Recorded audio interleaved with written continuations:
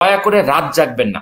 আজকালকার অধিকাংশ মানুষের সমস্যা হচ্ছে আমরা গভীর রাত ইভেন ভোর রাত পর্যন্ত আমরা জেগে থাকছি এবং সকালবেলা গিয়ে ঘুমাচ্ছি। এটা কিন্তু সম্পূর্ণ মানব দেহকে যেই সিস্টেমে তৈরি করা হচ্ছে, আপনি মানে আল্লাহ বলেন, ভগবান বলেন, ঈশ্বর বলেন, গড বলেন, যে পয়েন্ট অফ ভিউ থেকে বলেন, যে সিস্টেমে বা প্রাকৃতিক নিয়মে যে তৈরি করা হচ্ছে, তাতে রাত তৈরি করা হচ্ছে ঘুমানোর জন্য আর দিন তৈরি করা হচ্ছে কাজের জন্য। মহানবী সাল্লাল্লাহু আলাইহি সাল্লাম মাগরিবের নামাজ পড়ে রাতের খাবার খেয়ে ফেলতেন, এশার নামাজ পড়ার পরে উনি জেগে থাকা পছন্দ করতেন না। ঠিক আছে, আমাদের হয়তো এখন অনেক যান্ত্রিক জীবন, আমাদের অনেক ডিজিটাল লাইফ, আমরা 9টা, 9:30, 10টা, 11টা পর্যন্ত আমরা জেগে থাকতে পারি, দ্যাটস ওকে।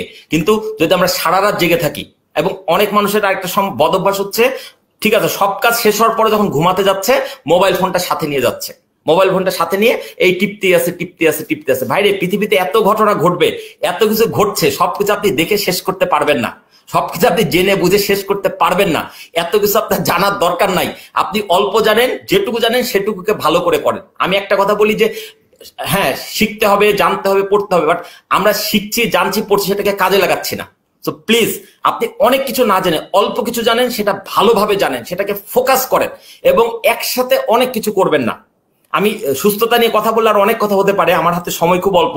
আমি যেহেতু মূলত আমার পরিচয়টা বিক্রয় নিয়ে, পেশাগত জীবন, আমি একটু এই কথাগুলো বলতে চাই। বন্ধুরা, যে যেখানে যেই পণ্য তৈরি করছেন, যেই সেবা দিতে চাচ্ছেন, প্লিজ একটা কথা মাথায় রাখবেন যে আপনাকে ক্রমাগত বিক্রি বাড়াতে হবে, কিন্তু তার আগে কিন্তু আপনাকে সুস্থ থাকতে হবে এবং আপনার বিক্রি বাড়ানোর জন্য আপনি সবকিছু করেন। আমাদের যখন সমস্যা হচ্ছে, আমরা কাস্টমার সেবা দিতে ভুলে গেছি।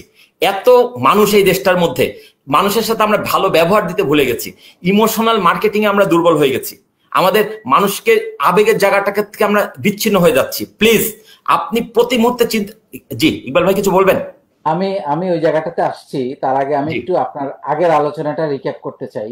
জি যে আপনি কয়েকটা জায়গায় গুরুত্ব দিয়েছেন, একটা হচ্ছে পানি খাওয়ার ব্যাপারে, জি শ্বাস নেওয়ার ব্যাপারে, জি রাত না জাগার ব্যাপারে, এবং খাওয়া দাওয়ার কিছু অভ্যাসের পরিবর্তনের জি ব্যাপারে। জি আপনি যদি এটা একটু রিক্যাপ করে আবার একটু বলেন যে আচ্ছা, খাবার ব্যাপারে কোন কোন জিনিসগুলো আপনি আপনি বলছেন। আমার কাছে খুবই মজা লাগলো, 3 বছর ধরে আপনি ডাক্তারের কাছে যান না, এটা মার্শাল্লাহ বিশাল একটা অ্যাচিভমেন্ট আমি মনে করি। তার আগে তো ভাই 3 বছর যাই না যেমন সত্য, তার আগে প্রত্যেক মাসে আমার কয়েক হাজার টাকা মানে খরচ হয়েছে।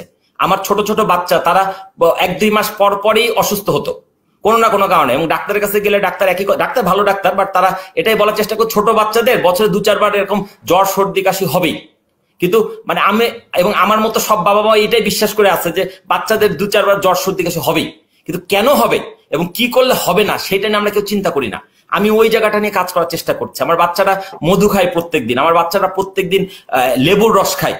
তো তাদের সুস্থতার মানে আমি দেখছি এগুলো করে, এবং কোল্ড ড্রিঙ্কস খাচ্ছে না, আইসক্রিম খাচ্ছে না, তখন সে সুস্থ হয়ে যাচ্ছে। আমাদের এই নিয়মগুলো অবশ্যই ফলো করতে হবে। আমি একটু রিক্যাপ করে দেই। প্রথম কথা হচ্ছে, দিনের মধ্যে কয়েকবার লম্বা করে শ্বাস নিবেন এবং লম্বা করে শ্বাস ছাড়বেন, একদম মন খুলে প্রাণ খুলে। খুব ভালো হয় যদি এটা খোলা ছাদে যেতে পারেন, অথবা ফাঁকা মাঠে যেতে পারেন, অথবা অ্যাটলিস্ট আপনি যে ঘরে বা অফিসে অবস্থান করছেন জানলাটা খুলে দিয়ে বাইরে এসির মধ্যে এই কাজটা না করাই ভালো। আর যদি আপনার বাড়ির আশেপাশে কোনো নিম গাছ থাকে, নিম গাছের কাছে করতে পারলে খুব ভালো হয়, কারণ নিম গাছে হচ্ছে অক্সিজেন ফ্যাক্টরি। সব গাছ থেকে অক্সিজেন তৈরি হয়, বাট নিম গাছের অক্সিজেনের মাত্রাটা একটু বেশি। আর একটা কাজ করতে পারেন, এই শ্বাস নেওয়ার কাজটা সকালবেলা ঘুম থেকে উঠে ভোরবেলা, ভোরের বাতাসে অক্সিজেনের পরিমাণ স্বাভাবিক সময়ের চাইতে বেশি থাকে।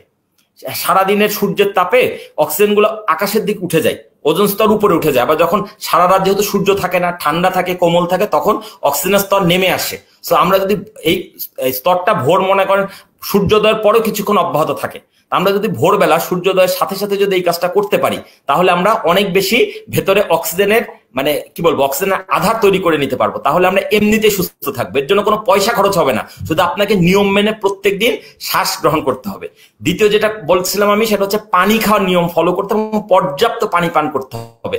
কোনো অবস্থাতেই প্রস্রাবের রঙকে হলুদ হতে দেওয়া যাবে না, এটা যেন পানির মতো কালার থাকে। এটা তখনই হবে যখন আপনি পর্যাপ্ত পানি পান করবেন, এবং পানিটা বসে পান করবেন, ধীরে পান করবেন, 3 ঢোকে পান করবেন। সম্ভব হলে পানিটাকে মুখে নিয়ে কুলি করে তারপরে লা মিশিয়ে ওই পানিটাকে গ্রহণ করার চেষ্টা করবেন। খাবারের মাঝখানে কখন পানি খাবেন না, খাবারের আগে পানি খেয়ে নেবেন এবং খাবারের পরে পানি খাবেন। আর খাবারের মধ্যে দয়া করে বাইরে খাওয়া, ফাস্ট ফুড খাওয়া, রাস্তার খাবার খাওয়া, এগুলা করে আপনি করোনা থেকে কখনোই বাঁচতে পারবেন, করোনা কোনো বাঁচতে পারবেন না। রাস্তায় খাওয়া বন্ধ করুন। আপনি যে কোনো ভাবে আচ্ছা, জি। আপনি অবশ্যই বাসার খাবার খাবেন, পরিষ্কার পরিচ্ছন্ন খাবার খাবেন। একটা হচ্ছে রান্না করা খাবার কমিয়ে কাঁচা খাবার বলতে আমি যে খাবারগুলো কাঁচা খেতে পারি, যেমন সালাদ, শসা, টমেটো, এই জিনিস, গাজর, এই জিনিসগুলো খাওয়ার মানে 1/3 যদি এই পরিমাণ নিয়ে আসা যায়। ভাত যদি খেতে হয় পরিমাণে অল্প, এবং সেটা অবশ্যই লাল চালের ভাত হলে ভালো হয়। ঢেকি ছাটা লাল চাল যদি কেউ জোগাড় করতে পারেন সেটা চেষ্টা করবেন। হ্যাঁ, এটা এখন মানে পাওয়া খুব কঠিন, বাট একটা পরিবারের জন্য যদি আপনি অল্প পরিমাণ খাবার জোগাড় করতে চান, আমার বিশ্বাস দেশের অনেক প্রান্তে পাওয়া যায়। আমি যেমন পাবনা থেকে এবং খুলনার কোয়ের বাজার থেকে এরকম লাল চাল জোগাড় করে মাঝে মধ্যে নিয়ে আসি, এবং সেগুলা আমার বাসায় রেগুলার খাওয়ার প্র্যাকটিস আছে। ঠিক আছে, তো এরকম ভাবে চেষ্টা করতে হবে। আরেকটা হচ্ছে, কখনোই একটা নিয়ম আছে এরকম যে ক্ষুধা না লাগলে খাবেন না, আর যখনই খাবেন কিছুটা পেট খালি থাকতে, মানে মানে ক্ষুধা কমপ্লিট থাকতে, মানে পেটে এখনো ক্ষুধার অনুভূতি আছে, এরকম একটা সময় খাবার থেকে উঠে আসতে হবে। মহানবী সাল্লাল্লাহু আলাইহি সাল্লাম একটা কথা বলেছেন যে মেরুদণ্ডকে সোজা রাখতে যে পটুকু খাবার খাওয়া দরকার শুধু সেটুকু খাও। যদি তারপরে তোমার বেশি খেতে মন চায়, তাহলে পাকস্থলীকে 3 ভাগ করে 1 ভাগ খাবার, 1 ভাগ পানি এবং 1 ভাগ খালি রাখো। আমরা যদি শুধু এই একটা হাদিসকে ফলো করতে পারি, তাহলে আমরা পৃথিবীর কোনো রোগবালাই আমাদেরকে ছুতে পারবে না ইনশাল্লাহ। Absolutely, absolutely. এবং ডেফিনেটলি আমার মনে হয় আপনি যে পরামর্শগুলো দিয়েছেন, আমি তো খুবই মুগ্ধ। এবং আমাদের যারা দর্শক তারা যদি এগুলো পালন করেন, আপনি যেহেতু নিজে এর রেজাল্ট পেয়েছেন, এবং আমি মনে করি নিশ্চয়ই সবাই পাবেন। এবং আমি আমার রেজাল্ট মানে শুধু আমি পাইনি, আমাকে অনেকেই ফলো করে। মানে আমার হয়তো ফলো হাজার হাজার না, লাখ লাখ না। আমার হয়তো 70 জন ফলোয়ার আছে, কিন্তু সেই 70 জনের পরিবারে কিন্তু রোগ বালাই নাই, সেই 70 জনের পরিবারে কিন্তু করোনা আক্রান্ত হয় নাই। ঠিক আছে, এটা সংখ্যা পৃথিবীর বা বাংলাদেশের টোটাল জনসংখ্যার তুলনায় কোনো শতকরা হারে আসবে না, কিন্তু যে কজন এই নিয়মগুলো ফলো করছে তারা মানে সত্যিকার অর্থে সুস্থ থাকছে, সুস্থ জীবনযাপন করছে। এবং আপনি মানে আমি একটু আনন্দের সাথে বলতে চাই, আমার কিছু বন্ধু আছে, খুব কাছের বন্ধু, যারা কিন্তু পেশায় ডাক্তার, অর্থাৎ তারা ডাক্তারি পড়াশোনা করেছে। বিশ্বাস করবেন কিনা জানি না, তাদের কেউ কেউ করোনা আক্রান্ত হয়েছিলেন, এবং তারা সার্বক্ষণিক করোনাকালীন আমার সাথে যোগাযোগ রেখেছেন কিভাবে তার নিজের চিকিৎসা করবেন। এটা হয়তো বলবেন যে বাহার বেশি বলে ফেললাম, কিন্তু এটা আসলে আমি তথ্যটা দিচ্ছি এটা বোঝানোর জন্য, আমি কোনো ক্রেডিট নেওয়ার জন্য না। নিশ্চয় আল্লাহ পাক তাদেরকে সুস্থ করেছে, তাদের নিয়ম তাদেরকে সুস্থ করেছে, বাট আমি সেই আস্থার জায়গাটা তৈরি করতে পেরেছি, বা ডাক্তারও বুঝতে পেরেছে, যে কজন অন্তত আমাকে আমার সাথে ঘনিষ্ঠ যোগাযোগ আছে, যে না, এই ছেলেটা যে কথাগুলো বলছে সেই কথাগুলো মানলে সুস্থ থাকা সম্ভব। সো আমি আমি সবাইকে আমি অনুরোধ করবো, সুস্থতার দিকে আমাদেরকে নজর দিতে হবে।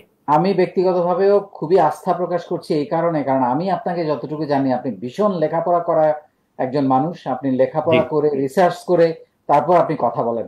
সো ডেফিনেটলি আমি নিজেও খুবই আস্থাশীল আপনি আমি গত যে 2 কথা। বছরে ভাইয়া বাংলাদেশের এমন কোনো মানে প্রাকৃতিক চিকিৎসক নাই যাদের শরণাপন্ন হই নাই। আমি এখন প্রত্যেককে চিনি, এবং প্রত্যেকেরই বিভিন্ন জায়গায় বিভিন্ন রকম ভক্ত আছে, অনুসারী আছে, কেউ কেউ সেমিনার করেন, কেউ কেউ ব্যক্তিগত কাউন্সিলিং করেন। আমি প্রত্যেকটা মানুষের সাথে গত 2 বছর আমি অন্তত কয়েক হাজার ঘন্টা ব্যয় করেছি আমি এই সকল মানুষগুলোর সান্নিধ্যে যেতে, তাদের কাছ থেকে ট্রেনিং করতে। আমি নিজে একজন পেশাদার ট্রেনার, বাট আমি সুস্থতার ব্যাপারে মানে একজন ছাত্র। সো আমি বিভিন্ন জায়গায় গিয়ে আমি এইগুলো জোগাড় করেছি, বইপত্র জোগাড় করেছি, রেগুলার পড়াশোনা করছি, এবং আমি বেশ কিছু বইপত্র লেখার কাজও শুরু করেছি, যেটা মানে আমরা তো ডাক্তারের কাছ থেকে সুস্থতার অনেক সবক পেয়েছি। আমি বলি যে আমি একজন আদর্শ রুগী। হ্যাঁ, আমি তার ডাক্তার নই, আদর্শ রুগীর চোখ দিয়ে দেখা দরকার যে কিভাবে সুস্থ থাকা যায়। আমি বিশ্বাস করি আমার এই নিয়মগুলো যদি কেউ ফলো করে, তারা অবশ্যই সুস্থ থাকবে। অবশ্যই, অবশ্যই। আমিও ব্যক্তিগতভাবে মনে করি এগুলো করা উচিত। এবং জি, আমি ব্যক্তিগতভাবে আজকে কিছু লেসন নিলাম, সেগুলো আমিও পালন করবো, আপনাকে কথা দিচ্ছি। শিওর।